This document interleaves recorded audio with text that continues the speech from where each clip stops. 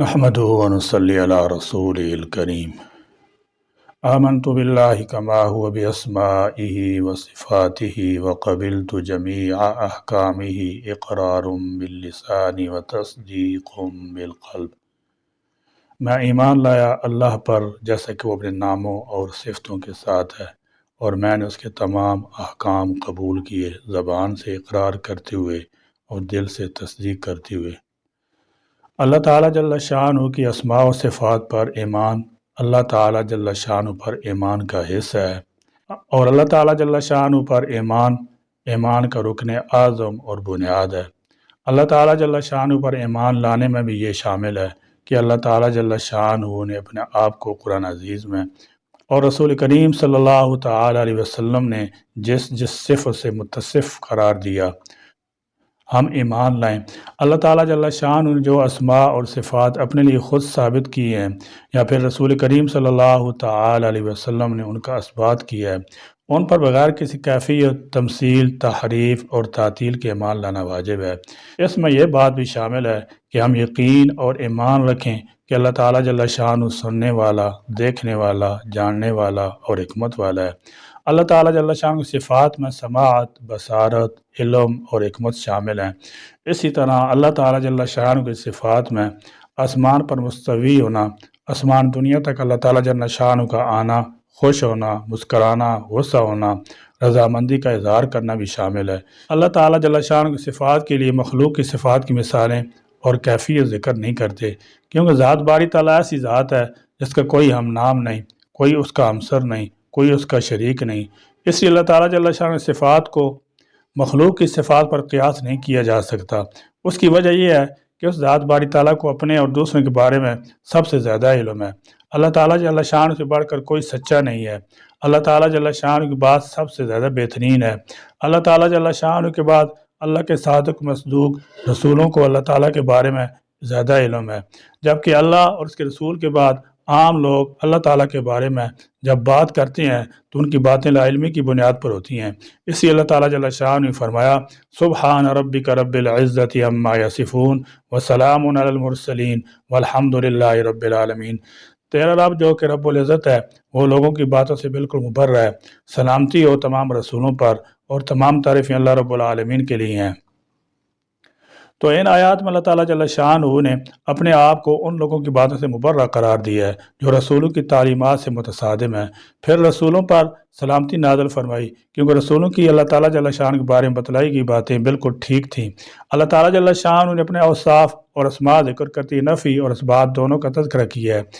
اس لیے اہل سنت والجماعت رسولوں کی لائی ہوئی تعلیمات سے بالکل نہیں ہٹتے، کیونکہ یہی تو صراط مستقیم ہے۔ یہ انبیاء کرام، صدیقین، شہداء اور صالحین جیسے لوگوں کا راستہ ہے جن پر اللہ تعالیٰ جل شانہ نے انعامات کیے ہیں۔ چنانچہ اگر آپ نجات چاہتے ہیں تو نبی مکرم صلی اللہ تعالیٰ علیہ وسلم کے صحابہ کے راستے پر چلیں، یہی وہ راستہ ہے جس پر سلف صالحین چلے ہیں۔ سلف صالحین تمام اسماء و صفات پر ایمان رکھتے ہیں، وہ ان میں کسی تعویل، تحریف، تشبیہ کے شکار نہیں ہوتے۔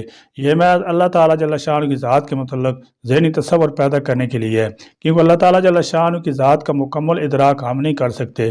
تو اگر اس جملے سے آپ کی مراد یہ ہے کہ ہم ان صفات کی حقیقت اور کیفیت نہیں جانتے اور ہمیں ان کا مکمل طور پر ادراک نہیں ہے، تو آپ کی یہ بات صحیح ہے۔ اس لیے ہمیں علم ہے کہ اللہ تعالیٰ جل شانہ سننے والا اور دیکھنے والا ہے، اور ہم جانتے ہیں کہ سننے سے مراد قوت سماعت ہے اور دیکھنے سے مراد قوت بصارت ہے، لیکن اللہ تعالیٰ جل شانہ قوت سماعت اور بصارت کی کیفیت اور حقیقت ہم نہیں جان سکتے۔ ہم اللہ تعالیٰ جل شانہ صفات کا ہر اعتبار سے ادراک نہیں کر سکتے، چاہے وہ کسی بھی قسم کی ہو، کسی بھی زبان میں ہو، کسی بھی لہجے میں ہو، سب کو بیک وقت سنتا ہے۔ اسی طرح عالم علوی اور سفلی دونوں کی ہر چیز کو بیک وقت دیکھتا ہے، لیکن اس کے باوجود ہم اللہ تعالیٰ جل شانہ کی دیکھنے اور سننے کی کیفیت کو نہیں جانتے اور نہ ہی اس کا ہر جانب سے احاطہ کر سکتے ہیں۔ یہی موقف اللہ تعالیٰ جل شانہ کی صفات کے بارے میں ہے۔ تو معلوم یہ ہوا کہ ہم ایک اعتبار سے تو اللہ تعالیٰ جل شانہ کی صفات کو جانتے ہیں، جبکہ دوسرے اعتبار سے ہم لا علم ہیں، یعنی اللہ تعالیٰ جل شانہ کی صفات کے ثابت ہونے کے اعتبار سے انہیں جانتے ہیں اور اس کا مفہوم بھی سمجھتے ہیں، لیکن اس کی کیفیت اور حقیقت نہیں جانتے۔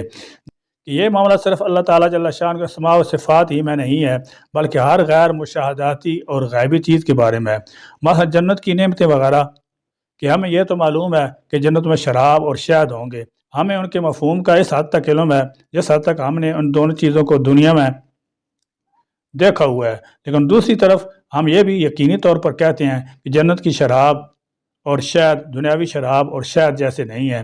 اللہ تعالیٰ جل شان کے صفات ثابت بھی ہیں اور اجمالی طور پر معلوم بھی ہیں، لیکن ان کی کیفیت اور حدود کیا ہیں، ہماری عقل اس سے قاصر ہے۔ چنانچہ اللہ تعالیٰ جل شان کی صفات کے حوالے سے مومن ایک اعتبار سے بینا ہے تو دوسرے اعتبار سے نابینا ہے۔ ان صفات کے ثبوت اور وجود پر ایمان رکھتا ہے، جبکہ ان کی کیفیت اور حد بندی سے لا علم ہے۔ اسی طرح اللہ تعالیٰ جل شان نے جو کچھ اپنے لیے ثابت قرار دیا ہے، اس میں اللہ تعالیٰ جل شان کے اسماء و صفات کے متعلق تعریف، تشبیہ، توقف کے درمیان تطبیق حاصل ہو جاتی ہے، اور یہی وہ مراد الہی ہے جو اللہ تعالیٰ جل شان ہم سے چاہتا ہے۔ اس لیے اللہ تعالیٰ جل شان ہمیں اپنی صفات کھول کھول کر بیان کی ہیں، اور ہم ان پر ان کی حقیقت کے ساتھ ایمان رکھتے ہیں، اور اللہ تعالیٰ جل شان کے ساتھ کسی چیز کی تشبیہ قائم نہیں کرتے۔ اللہ تعالیٰ جل شان ہمیں ایمان حقیقی نصیب فرمائے، آمین یا رب العالمین، وآخر دعوانا الحمدللہ رب العالمین۔